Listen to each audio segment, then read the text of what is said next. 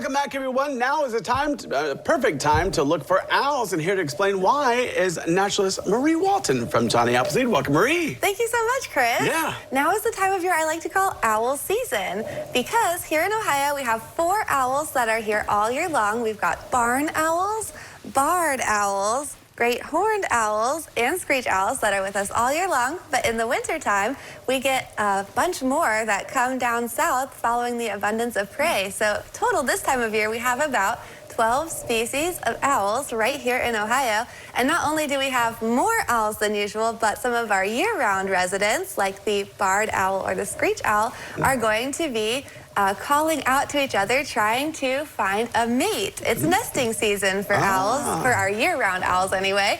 And so they're going to be making more noises out in the forest, which makes us more likely to see them.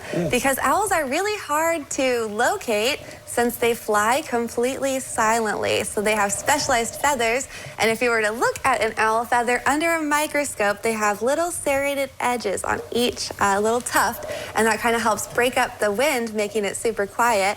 So I brought some feathers to compare. This is a large bird's feather, a turkey vulture feather. I'm gonna flap it so you can hear how loud it is. Oh, yeah. It's really loud. If a turkey vulture flew by you, you would know. Right. This is an owl feather from a great horned owl, like that one right there. Oh, yeah. I can only hear the sleeve of your shirt. My shirt is louder than this feather. And then I have a wing full of feathers, and I'm going to flap that so you can compare it. Very quiet. It's so quiet. And so you would never hear an owl fly by you. You're way more likely to see them if you hear them hooting at each other. So this is a great time of year to go out and look for them, because you're more likely to hear them, and that will help you see them.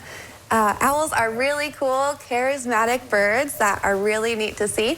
And they have specialized, not only feathers, but they have specialized feet. Let me go grab my owl foot here. Yeah.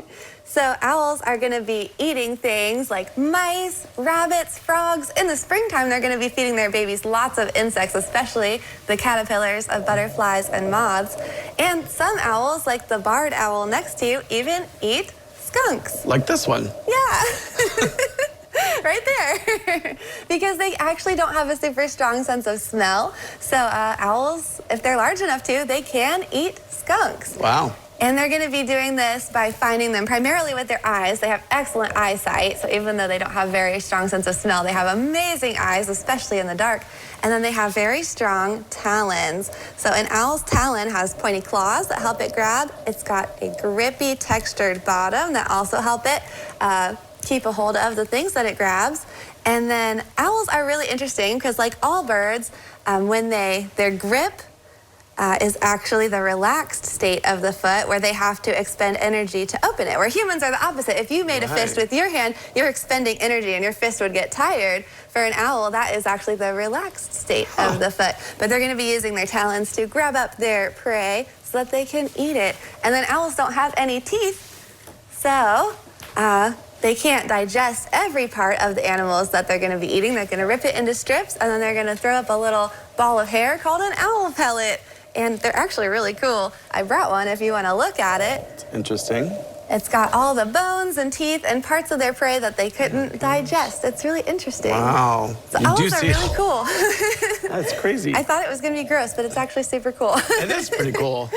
All right. There are a couple things that we can do to help owls. So since owls eat so many rats and mice, if you have rats or mice near your home, something that people can do is not use rat or mice poison. Because if you poison rats and mice, and then an owl comes along and eats that rat or mouse, then the owl is poisoned too, and that's actually a leading cause of owl mortality. Another thing you can do is keep your cats inside. As you can see, I have a tiny little screech owl right here in front, which is a perfect snack size for a cat. So if you keep cats indoors, they're not going to be eating tiny little owls like that. And then the final thing that you can do to help owls is owls need darkness in order to see. So if you turn out your lights at night, owls can see to hunt, and they'll take care of all your rats and mice for you. Thanks so much for telling us all about the owls. They're fantastic. All right, well, don't go away because we have more when we return.